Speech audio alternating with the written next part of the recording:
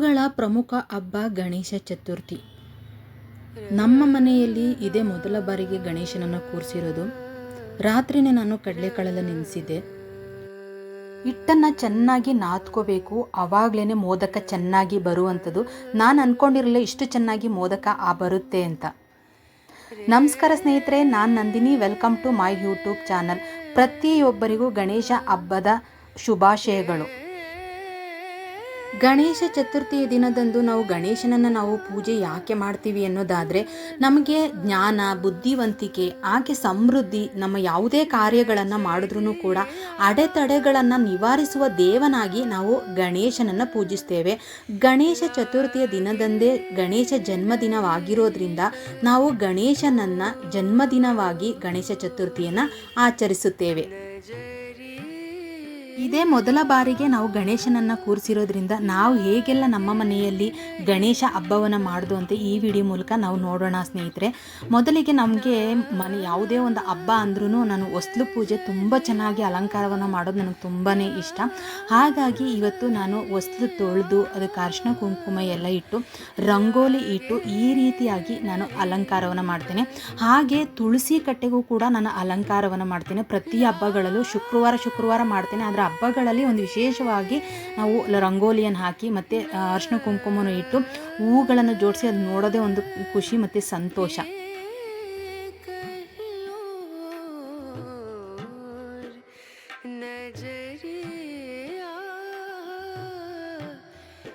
ಪ್ರತಿ ವರ್ಷ ಹೊಸ್ಲಿಗೂ ಅಲ್ದಲೇ ನಾನು ಬಾಗಿಲಿಗೂ ಕೂಡ ಅದನ್ನು ಕ್ಲೀನ್ ಮಾಡಿ, ಪ್ರತಿ ವರ್ಷ ಬಾಗಿಲನ್ನು ಕ್ಲೀನ್ ಮಾಡಿ ನಾನು ಓಂ ಸ್ವಸ್ತಿಕ್ಕಂತೂ ಗ್ಯಾರಂಟಿ ಬರಿತೀನಿ. ಅದರಲ್ಲೂ ಗಣೇಶ ಹಬ್ಬಕ್ಕೆ ಬಹುಮುಖ್ಯವಾಗಿ ಇದನ್ನು ಬರಿತೀನಿ. ಇದು ಶುಭ ಲಾಭ ಅಂತ. ನೀವು ಪ್ರತಿ ಗಣೇಶನ ಒಂದು ವಿಗ್ರಹದಲ್ಲಿ ಇದನ್ನು ನೀವು ನೋಡೇ ಇರ್ತೀರಿ. ಇದನ್ನು ನಾವು ಬರೆಯೋದ್ರಿಂದ ಏನಾಗುತ್ತೆ ಅನ್ನೋದಾದರೆ, ಮನೆಗೆ ಯಾವುದೇ ದೃಷ್ಟಿ ದೋಷ ಆಗೋದನ್ನು ತಡೆಯುತ್ತೆ ಅನ್ನೋ ಕಾರಣದಿಂದ ನಾನು ಬಾಗಿಲಿಗೆ ಯಾವಾಗಲೂ ಓಂ ಸ್ವಸ್ತಿಕ್ಕನ್ನು ನಾನು ಬರಿತೀನಿ. ಹಾಗೆಯೇ ಬೆಳಿಗ್ಗೆ ಬೇಗ ಎದ್ದು ಸ್ನಾನ ಮಾಡಿ ಸ್ಟವ್ ಅಂತೂ ಕ್ಲೀನ್ ಮಾಡಿಕೊಂಡು ಸ್ಟವ್ ಎಲ್ಲ ನೀಟಾಗಿ ಅದ್ರ ಕೆಳಗಡೆ ಒಂದು ರಂಗೋಲಿ ಕೂಡ ಹಾಕಿ ಅದಕ್ಕೂ ಅರಿಶಿನ ಕುಂಕುಮ ಇಟ್ಟು ನಂತರ ನಾನು ಸ್ಟವ್ಗೂ ಕೂಡ ಅರಿಶಿನ ಕುಂಕುಮ ಹೂವಿಟ್ಟು ಕೈ ಮುಗಿದು ನಂತರನೇ ನಾನು ಸ್ಟವ್ ಹಚ್ಚೋದು. ಪ್ರತಿದಿನ ನಮಗೆ ಅಡುಗೆ ಊಟವನ್ನು ಕೊಡುವುದು ನಮಗೆ ಸ್ಟವ್ವು, ಅಂದರೆ ಅಡುಗೆ ಮಾಡೋದಕ್ಕೆ ಸಹಾಯ ಆಗುವಂಥದ್ದು ಸ್ಟವ್ವನ್ನು ಅಥವಾ ಒಲೆಯನ್ನು ನಾವು ಅನ್ನಪೂರ್ಣೇಶ್ವರಿ ತಾಯಿ ಜಗನ್ಮಾತೆ ಅನ್ನಪೂರ್ಣೇಶ್ವರಿಗೆ ಹೋಲಿಸಲಾಗುತ್ತೆ. ಹಾಗಾಗಿ ಹಬ್ಬಗಳಲ್ಲಿ ವಿಶೇಷವಾಗಿ ಒಂದು ಪೂಜೆಯನ್ನು ಮಾಡಿ ನಮಸ್ಕರಿಸಿ ನಂತರ ನಾನು ಒಂದು ಅಡುಗೆಯನ್ನು ಸ್ಟಾರ್ಟ್ ಮಾಡ್ತೀನಿ. ಕೋಸಂಬರಿಗೆ, ಹಾಗೆ ವಡೆಗೆ ಮತ್ತು ಕಡಲೆಕಾಳು ಉಸ್ಲಿಗೆ ಎಲ್ಲದಕ್ಕೂ ಆಲ್ರೆಡಿ ನೆನೆ ಇಟ್ಟಿದ್ದೀನಿ. ಈಗ ನಾವು ಮೋದಕವನ್ನು ಮಾಡೋದಕ್ಕೆ ಯಾವ ರೀತಿಯಾಗಿ ನಾನು ಸುಲಭ ರೀತಿಯಲ್ಲಿ ಮೋದಕವನ್ನು ಹೇಗೆ ಮಾಡಿದೆ ಅಂತ ನಾನು ನಿಮ್ಗೆ ತಿಳಿಸ್ಕೊಡ್ತೀನಿ. ಒಂದು ಪಾತ್ರೆಯಲ್ಲಿ ನಾನು 2 ಕಪ್ ಆಗುವಷ್ಟು ನೀರನ್ನು ಸೇರಿಸಿದ್ದೀನಿ. ಹಾಗೆ ಒಂದು 1/4 ಸ್ಪೂನ್ ಆಗುವಷ್ಟು ಅಥವಾ 2-3 ಚಿಟಿಕೆ ಉಪ್ಪನ್ನು ಸೇರಿಸ್ಕೊಂಡಿದ್ದೀನಿ. ಹಾಗೆ 1 ಸ್ಪೂನ್ ಆಗುವಷ್ಟು ತುಪ್ಪವನ್ನು ಸೇರಿಸ್ಕೊತಾ ಇದ್ದೀನಿ. ಹಾಗೆ 2 ಸ್ಪೂನ್ ಆಗುವಷ್ಟು ಮೈದಾ ಹಿಟ್ಟನ್ನು ನೀರಿನಲ್ಲಿ ಕಲಸಿ ಅದನ್ನು ಕೂಡ ಸೇರಿಸ್ಕೊತಾ ಇದ್ದೀನಿ. ಇದನ್ನು ಸ್ವಲ್ಪ ಕುದಿಯೋದಕ್ಕೆ ಇವಾಗ ಬಿಡೋಣ. ನೀರು ಚೆನ್ನಾಗಿ ಕುದಿಯೋದಕ್ಕೆ ಬಂದ ಮೇಲೆ ನಾನಿಲ್ಲಿ ಯಾವ ಕಪ್ಪಿನಲ್ಲಿ 2 ಕಪ್ ನೀರನ್ನು ತೊಗೊಂಡಿನೋ ಅದೇ ಕಪ್ಪಿನಲ್ಲಿ 1.5 ಕಪ್ ಆಗುವಷ್ಟು ಅಕ್ಕಿ ಹಿಟ್ಟನ್ನು ನಾನು ತೊಗೊಂಡಿದ್ದೀನಿ. ಅಕ್ಕಿ ಹಿಟ್ಟು ನಾನೇನು ಮನೆಯಲ್ಲಿ ಏನು ಮಾಡಿಸಿರೋದಿಲ್ಲ, ನಾನು ಅಂಗಡಿಯಿಂದ ತಂದಿದ್ದೇನೆ. ಅದೇ ಹಿಟ್ಟನ್ನು ಉಪಯೋಗಿಸ್ಕೊತಾ ಇದ್ದೀನಿ. ಇದು ಚೆನ್ನಾಗಿ ಕುದಿ ಬಂದಿದೆ. ಇವಾಗ ಇದನ್ನು ಚೆನ್ನಾಗಿ ನಾವು ಇವಾಗ ತಿರುಗಿಸ್ಕೋಬೇಕು. ಇದೇ ಅಳತೆನಲ್ಲಿ ಮಾಡಿದ್ರೆ ಇದು ತುಂಬ ಚೆನ್ನಾಗಿ ಬರುತ್ತೆ. ಇದೇನು ಜಾಸ್ತಿ ಬೇಯಿಸೋದೇನು ಬೇಡ. ಇವಾಗ ಸ್ಟವ್ ಆಫ್ ಮಾಡಿದ್ದೀನಿ. ಆಫ್ ಮಾಡಿ ಏನಿದೆಯೋ ಅದು ಹಿಟ್ಟು ಥರ ಕಾಣಿಸ್ತಾ ಇದೆ, ಅದನ್ನೆಲ್ಲ ನೀಟಾಗಿ ಮಿಕ್ಸ್ ಮಾಡ್ಕೊಳ್ಳೋಣ.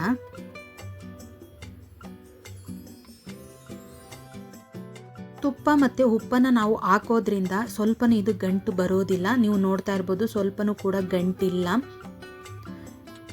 ನೀವು ನೋಡ್ತಾ ಇರ್ಬೋದು ಇವಾಗ ಇದು ಚೆನ್ನಾಗಿ ಸಾಫ್ಟ್ ಆಗಿದೆ. ಇವಾಗ ಇದನ್ನು ಒಂದು ಪಾತ್ರೆಯ ಒಂದು ಮುಚ್ಚಳವನ್ನು ಮುಚ್ಚಿ ಇದನ್ನ ಇಡೋಣ. ಇದು ಚೆನ್ನಾಗಿ ಅರಳ್ಕೋಬೇಕು. ಅಷ್ಟರೊಳಗಡೆ ನಾವು ಇದಕ್ಕೆ ಬೇಕಾಗುವಂಥ ಸ್ಟಫಿಂಗ್ನ ನಾವು ಪ್ರಿಪೇರ್ ಮಾಡ್ಕೊಳ್ಳೋಣ.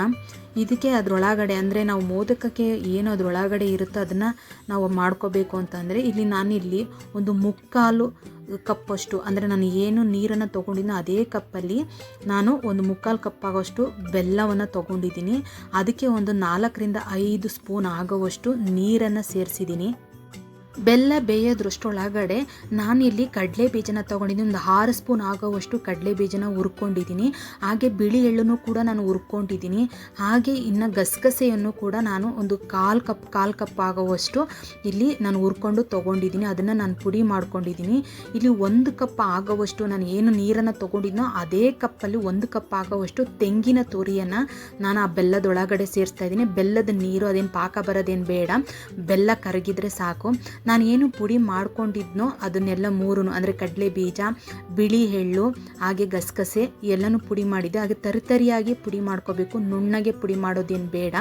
ಇದು ಸ್ವಲ್ಪ ಸಿಮ್ಮಲ್ಲಿ ಇಟ್ಕೊಂಡು ಇದು ಸ್ವಲ್ಪ ಚೆನ್ನಾಗಿ ಇದನ್ನು ಬೇಯಿಸ್ಕೋಬೇಕು. ಅಂದರೆ ಕಾಯಿ ಒಳಗಡೆ ಇರುವಂತಹ ನೀರಿನ ಅಂಶ ಎಲ್ಲ ಸ್ವಲ್ಪ ಕಮ್ಮಿ ಆಗೋ ಥರ ನಾವಿವಾಗ ಇದನ್ನು ಸ್ವಲ್ಪ ಬೇಯಿಸ್ಕೋಬೇಕಾಗುತ್ತೆ.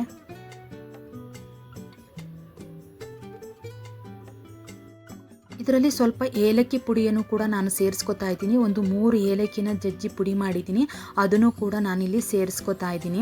ಹಾಗೆ ನೀವು ಇದಕ್ಕೂ ಸ್ವಲ್ಪ ತುಪ್ಪವನ್ನು ಸೇರಿಸ್ಕೋಬೋದು, ಆದರೆ ನಾನು ತುಪ್ಪವನ್ನು ಸೇರಿಸಿಲ್ಲ. ಇವಾಗ ಹಿಟ್ಟು ಸ್ವಲ್ಪ ಬಿಸಿ ಕಮ್ಮಿ ಆಗಿದೆ. ಇವಾಗ ಇದನ್ನು ಚೆನ್ನಾಗಿ ನಾವು ನಾದ್ಕೋಬೇಕಾಗುತ್ತೆ. ನೀವು ಎಷ್ಟು ಚೆನ್ನಾಗಿ ನಾದ್ಕೋತೀರೋ ಅಷ್ಟು ಚೆನ್ನಾಗಿ ಮೋದಕ ಬರುತ್ತೆ. ಏನಾದರೂ ತೆಳುವಾಗಿದ್ದರೆ ಇದಕ್ಕೆ ಸ್ವಲ್ಪ ಅಕ್ಕಿ ಹಿಟ್ಟನ್ನು ಸೇರಿಸಿ ನಾದ್ಕೋಬೇಕಾಗುತ್ತೆ, ಅಥವಾ ಗಟ್ಟಿ ಆಗಿದ್ದರೆ ಸ್ವಲ್ಪ ನೀರನ್ನು ಸೇರಿಸಿ ಈ ಹಿಟ್ಟನ್ನು ನಾದ್ಕೋಬೇಕಾಗುತ್ತೆ.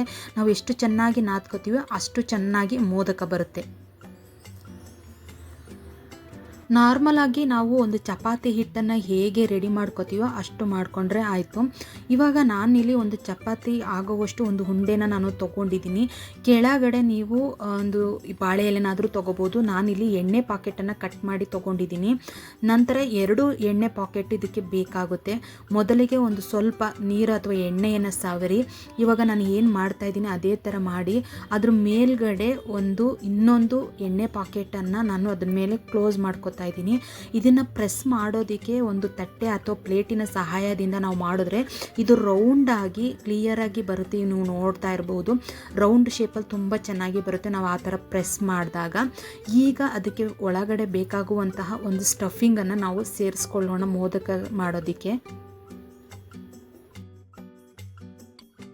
ನಾವು ಸೇರಿಸುವಂಥ ಸ್ಟಫಿಂಗು ಜಾಸ್ತಿ ಇರಬಾರ್ದು, ಮೋದಕ ಒಡೆದೋಗುತ್ತೆ. ಹಾಗಾಗಿ ಒಂದು 3/4 ಸ್ಪೂನ್ ಆಗೋವಷ್ಟು ಅದನ್ನು ನಾನಿಲ್ಲಿ ಸೇರಿಸ್ಕೊತಾ ಇದ್ದೀನಿ. ಜಾಸ್ತಿನೂ ಸೇರಿಸಬಾರ್ದು, ಹಾಗೆ ಕಮ್ಮಿನೂ ಕೂಡ ಇರಬಾರ್ದು. ಇವಾಗ ಸ್ಟಫಿಂಗ್ನ ಹಾಕಿದ ಮೇಲೆ ಈ ರೀತಿಯಾಗಿ ನೀವು ಪ್ರೆಸ್ ಮಾಡ್ಕೋಬೇಕಾಗುತ್ತೆ. ಮೋದಕ ಮಾಡುವ ಮೋಲ್ಡ್ ಇಲ್ಲ ಅಂದ್ರೂ ನಾವು ಮೋದಕವನ್ನು ಮನೆಯಲ್ಲೇ ಮಾಡಬಹುದು. ಇವಾಗ ನಾವು ಮೋದಕದ ಶೇಪ್ ಬರೋ ರೀತಿಯಾಗಿ ನಾನಿಲ್ಲಿ ಸ್ವಲ್ಪ ಉಂಡೆಯನ್ನು ತೊಗೊಂಡಿದ್ದೀನಿ, ಅಕ್ಕಿ ಹಿಟ್ಟನ್ನು. ಇವಾಗ ಅದನ್ನು ಒಂದು ತಟ್ಟೆಯ ಸಹಾಯದಿಂದ ಅದನ್ನು ಪ್ರೆಸ್ ಮಾಡ್ಕೋತಾ ಇದ್ದೀನಿ. ನೀವು ನೋಡ್ತಾ ಇರ್ಬೋದು ಎಷ್ಟು ಚೆನ್ನಾಗಿ ರೌಂಡ್ ಶೇಪಾಗಿ ಬಂದಿದೆ ಅಂತ. ಅದರೊಳಗಡೆ ಸ್ಟಫಿಂಗ್ನ ಸೇರಿಸ್ಕೋತಾ ಇದ್ದೀನಿ. ತುಂಬ ಸ್ಟಫಿಂಗ್ನ ಸೇರಿಸಿದ್ರೆ ಅದು ಒಡೆದೋಗುತ್ತೆ. ಹಾಗಾಗಿ ನಾವು ಏನು ಅಕ್ಕಿ ಹಿಟ್ಟು ತೊಗೊಂಡಿರ್ತೀವಿ ಅದರ ಒಂದು ಅರ್ಧ ಅಥವಾ 1/4 ಭಾಗ ಇದ್ರೇ ಸಾಕು. ಈ ರೀತಿಯಾಗಿ ನಾವು ಅದನ್ನು ಫೋಲ್ಡ್ ಮಾಡ್ಕೋಬೇಕಾಗುತ್ತೆ.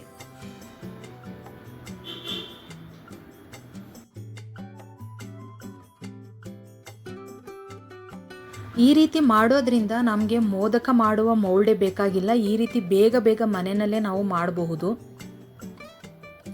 ಇದಕ್ಕೆ ಇವಾಗ ನಾನಿಲ್ಲಿ ಒಂದು ಶೇಪ್ಕನ್ನು ಕೊಡ್ತೀನಿ. ಅಂದರೆ ಮೋದಕವನ್ನು ಮಾಡುವಾಗ ಯಾವ ರೀತಿ ಶೇಪ್ ಆಗಿರುತ್ತೆ ಅದೇ ರೀತಿ ಒಂದು ಸ್ಪೂನು ಕೊನೆ ಎಂಡಲ್ಲಿ ಈ ಥರ ನಾನು ಪ್ರೆಸ್ ಮಾಡಿಕೊಂಡ್ರೆ ಇದು ಸೇಮ್ ಮೋದಕ ಥರನೇ ಇದೆ.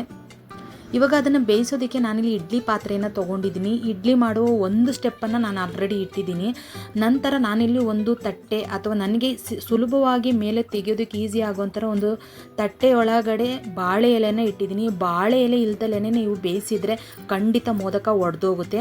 ಹಾಗಾಗಿ ಸಿಮ್ಮಲ್ಲಿ ನಾವು ಬಾಳೆ ಎಲೆಯನ್ನು ಇಟ್ಟು ಒಂದು ಪ್ಲೇಟಿಗೆ ಈ ರೀತಿಯಾಗಿ ಒಂದಕ್ಕೊಂದು ಅಂಟ್ಕೋಬಾರ್ದು, ದೂರ ಇಟ್ಟು ಬೇಯಿಸೋದ್ರಿಂದ ಮೋದಕ ಖಂಡಿತ ಒಡೆಯೋದಿಲ್ಲ. ನೀವು 2-3 ದಿನ ಇಟ್ಕೊಂಡು ತಿಂದ್ರೂ ಕೂಡ ಮೋದಕ ಒಡೆಯೋದಿಲ್ಲ, ಅಷ್ಟು ಚೆನ್ನಾಗಿ ಬೆಂದಿರ್ತದೆ.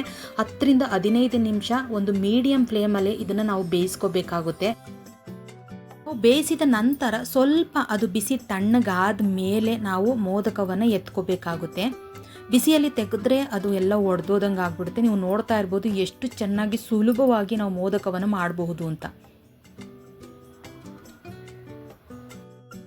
ಗಣೇಶನಿಗೆ ತುಂಬ ಇಷ್ಟ ಆಗುವಂಥದ್ದು ಮೋದಕ ಹಾಗೆ ಕಡಲೆಕಾಳು ಉಸ್ಲಿ ಎರಡೂ ನಾವು ಮಾಡಿ ಆಯಿತು.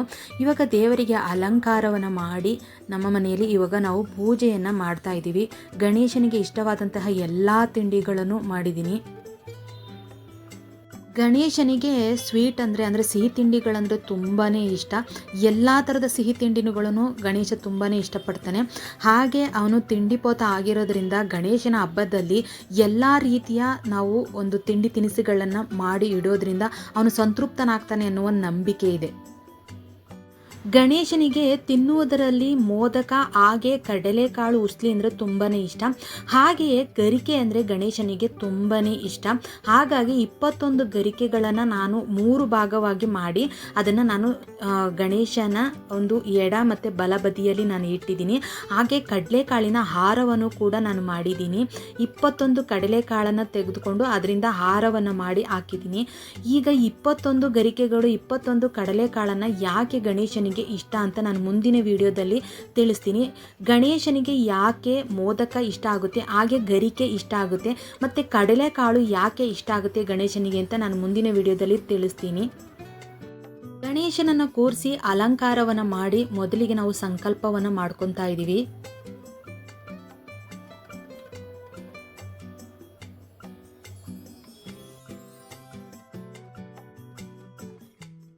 ವಿದ್ಯೆಯನ್ನು ಕೊಡುವಂಥವನು ಗಣೇಶ. ಬುದ್ಧಿ ಹಾಗೆ ವಿದ್ಯೆ, ನಮಗೆ ಸಮೃದ್ಧಿ ಎಲ್ಲವನ್ನು, ಜ್ಞಾನ ಬುದ್ಧಿವಂತಿಕೆ ಎಲ್ಲ ಕೊಡುವಂಥವನು ಗಣೇಶ.